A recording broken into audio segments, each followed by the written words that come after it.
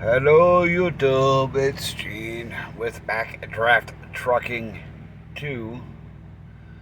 Just want to do I did a little video about the interior tour, just a little bit more detail, but I want to give a little bit when you're a student coming into a trainer's truck or a mentor, depending on what company or what carrier you go with. I suggest bringing at least 2 bags. Don't try not to bring any more than that because you have limited space. If you don't believe me, watch my video on the tour I just did of the truck just another video ago. You'll see how much space you actually have. There's not a lot because whatever your trainer has is what he has. But I just want to express something real quick.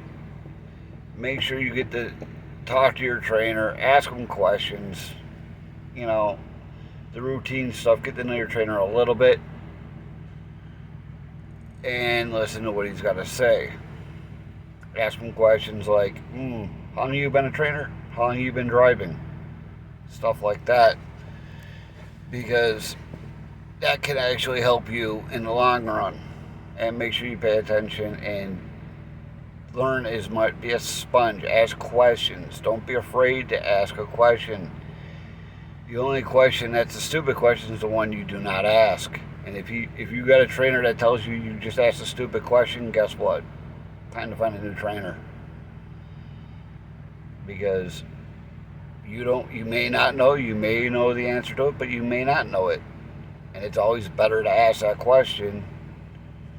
And don't be afraid to ask it. And another thing, like I said, when you bring your clothes, bring 7 to 8 days worth of clothing. Stop to take a shower. Make sure you got pens, paper, stuff to write things down. Take notes. And I know a lot of carriers may give you stuff to fill out. Pay attention to it. Fill it out. Get all the work done that you need to done. And make sure your trainer's filling out all his paperwork, because some carriers have to pay attention to what you're doing and how you're learning. Make sure you do all your maneuvering, backing. Do a lot of backing. I don't care what anybody says. The better at backing you are, the better you are when you're as you get out on your own. If your trainer goes into the sleeper berth, you don't want to be in that truck. I don't care what company you work with, because there are companies that will do that, like Sierra England. Don't want that. And you don't want to go with a carrier where you're a number. You want to go to a good carrier where you're actually treated with respect. Sierra England trains multiple students from what I heard. Don't know how true it is, but they do it. There are good carriers out there that will train you the proper way. The proper way of training is the trainer sits in the passenger seat next to you and watches you. When I used to work for Swift, I trained in the passenger seat.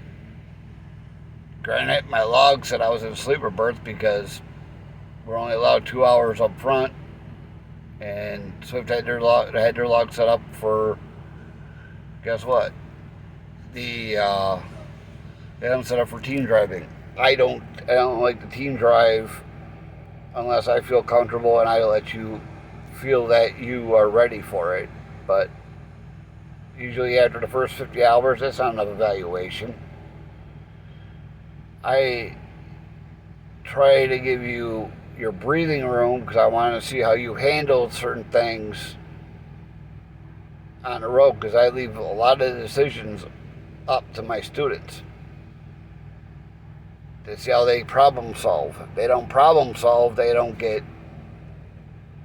I stay and I pay attention to what they're doing, and especially with scales, going into mountains, all that fun area, I like to make sure that they can handle it.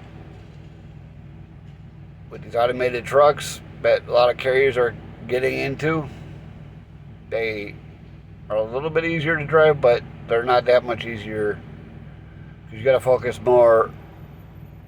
To me, I find them more tiresome because I'd rather have a manual where I'm shifting, and especially when I'm in the mountains, I trust the manual over I trust these automated transmissions because they don't work the way they should.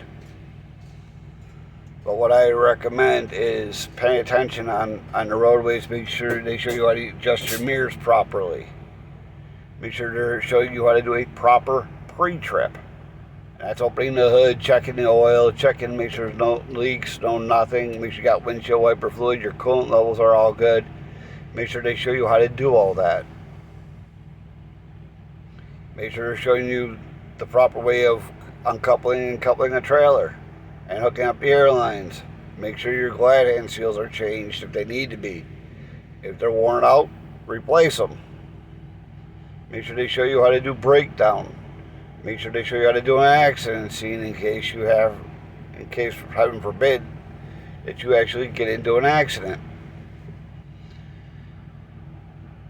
Just make sure they give you the basics and cover all that, because you need to understand it. Depending on what logging system they use, whether it's PeopleNet, Qualcomm, or make sure they're showing you how to fix your logs in case you forget something and you know how to fix them. The only thing you can't fix is the driveline. Driveline, you have to call the company, and half the time they can't even fix it. So it's better to make sure that you pay attention to your logs and do them the right way. Otherwise, it could be a pain to edit your logs. So make sure they show you how to do all the editing of your logs. Make sure they show you how to accept loads. And make sure you got the time. And remember one thing. Just because the company and the computer says you can do it, doesn't necessarily mean you can do it. You got to remember, they look at a different way of doing their trip planning, where you may have X amount of hours and they expect you to go do this load in X amount of time. If you can't do it, you can decline it and say, hey, I can't do this. But hopefully there's ways to change it or set it so if you really want the load, where you can actually do it on your dime, on your time, versus what the dispatchers want. Talk to your dispatcher. Why don't you get off your trainer's truck? Say, hey, I can't do it this time, but what's the real window of this load? Is there a better window? Is there easier time to do it? Always look at that way first before you reject it. Talk to your dispatch. If they give you a hassle over it, call and talk to somebody and see about getting a different dispatch, because you don't want that. You want to be treated with respect and courtesy. Now, take the time out to do it and do the right job at the same time.